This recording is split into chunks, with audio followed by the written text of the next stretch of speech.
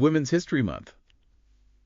So, of course, we're thinking about the impact women have had in all kinds of fields and industries. Mhm. And, one we don't always hear about is the funeral profession. It's true. Like, you don't automatically think of that when you're thinking about women shaping industries. You really don't, but it might surprise you to learn that women have been a really powerful force in this And it's field. a long time, too, right? Oh, yeah, for a long time. Not just recently. No, they've been behind the scenes and increasingly at the forefront. Yeah, that makes you wonder, though, why we don't hear more about it. I think part of it is just because death care has been seen as a more masculine realm Traditionally, yeah. traditionally, but, that perception is changing pretty rapidly. Yeah, and we can't forget, women have always played a crucial role in caring for the deceased and comforting grieving families. That's right. Like, that's not a new thing. It's not new at all. Yeah. And it's so important across cultures for centuries. Yeah. Women have been the keepers of rituals and traditions around death. Like, they've always understood how important it is to honor the dead and provide comfort to the living. Yes, absolutely. And that deep connection that women have had to these practices really laid the groundwork for their formal involvement in the profession. As it became more professional. As it became more organized, in the 19th century. So it's not like women just suddenly in the 1800s decided, oh, I'm going to be a funeral director now. Right. They were already doing much of the work. Exactly. They were already doing the work just without the official title. Without the recognition. Yeah. Yeah. Essential but unacknowledged partners in the work. Yeah. That's a good way to put it. But thankfully, we did have some incredible trailblazers who refused to stay in the shadows. Oh, I want to hear about this. Like Henrietta Duterte. Okay. This woman ran a successful funeral home in Philadelphia way back in 1858. Wow, 1858. Yeah. That's incredible. She must have been quite a force to overcome all the, societal barriers of the time. Oh, she was a huge force. And not only that, but she also used her business to help enslaved people escape through the Underground Railroad. Oh, wow. Why? Talk about a woman ahead of her time. She was a secret superhero. Yeah. That's amazing. And she wasn't alone, right? No, she was not.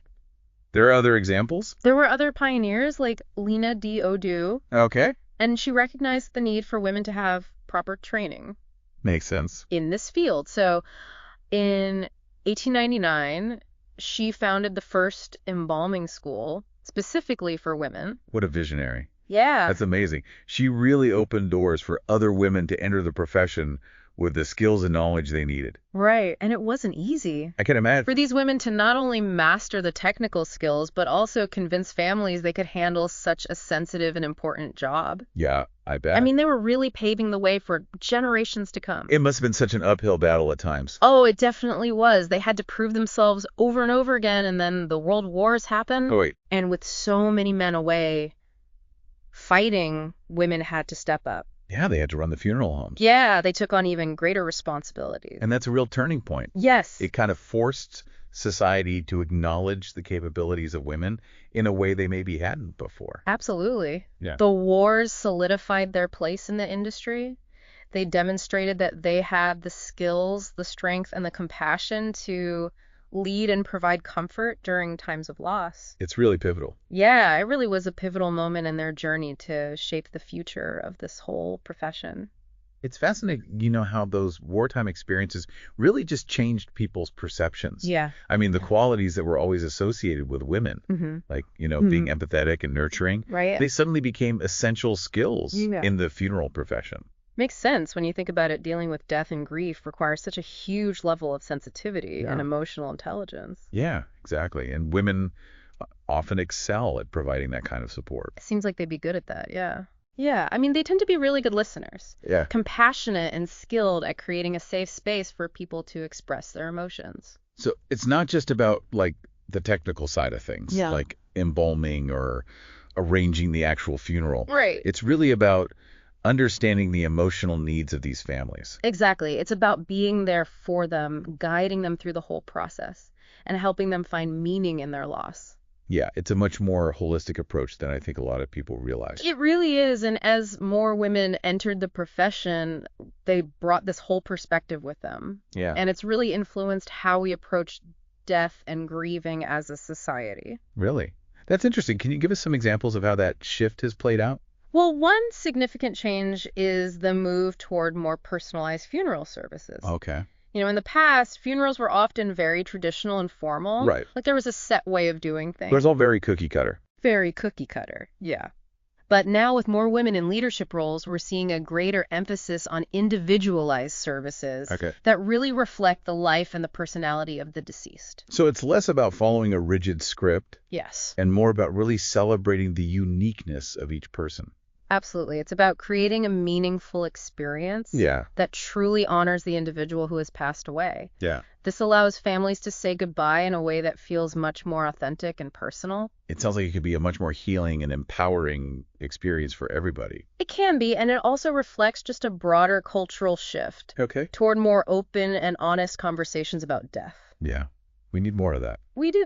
Death is a natural part of life, but we often just shy away from even talking about it. Right. It's taboo. Exactly. And again, women are often on the forefront of breaking down those taboos Makes sense. and encouraging people to be more open about their experiences with loss. I mean, they're leading support groups, they're providing counseling and creating resources to help families navigate the grieving process. It's clear that women are really having a profound impact on how we approach death care, Yes, both the practical services and the emotional support. absolutely. They're reshaping the whole landscape of this profession. Yeah, and that influence is only going to grow as we look to the future. It's really exciting to consider the innovative ways women will continue to shape this field. Yeah, it really is inspiring to see how women have brought such, really meaningful change to this whole profession. Yeah. And as we look ahead, I mean, what are some of the ways you see this influence continuing, what's on the horizon? Well, I think one of the biggest things is that women are taking on more and more leadership roles within the industry. Okay. It's not just about entering the profession anymore. It's Right. about becoming owners of funeral homes, leading professional organizations, and really driving the conversation about how we approach death care. That's a huge shift. It is. What kind of impact do you think that's going to have going forward? Well, as women continue to step into these leadership positions, they'll be able to really implement their vision Okay. for a more compassionate and personalized approach Yeah. to funeral services.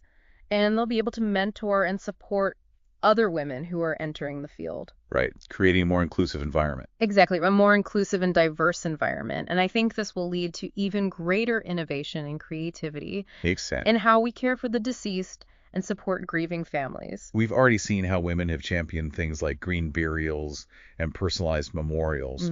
What other kinds of changes do you think we might see? I think there will be a continued focus on making funeral services more accessible and affordable Okay. for everyone because women are often really aware of the financial burden that funerals can place on families. Yeah, for sure. So they're committed to finding ways to make these services more equitable. Okay. We might also see more emphasis on community-based grief support programs and resources. That makes sense. Yeah, recognizing that healing from loss often happens best within a supportive network.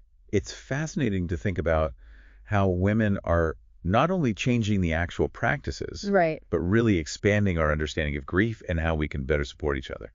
Absolutely. They're really leading the way in creating a more compassionate and empathetic approach, Yeah. one that recognizes the individuality of each person's life and the unique needs of their loved ones. Yeah, that's something to really celebrate. It is, especially during Women's History Month. This has been such a great conversation. I've learned so much. I'm glad. And to our listeners, we hope you've gained a new appreciation for the incredible women who are shaping the funeral profession and redefining how we approach death and grieving in our society.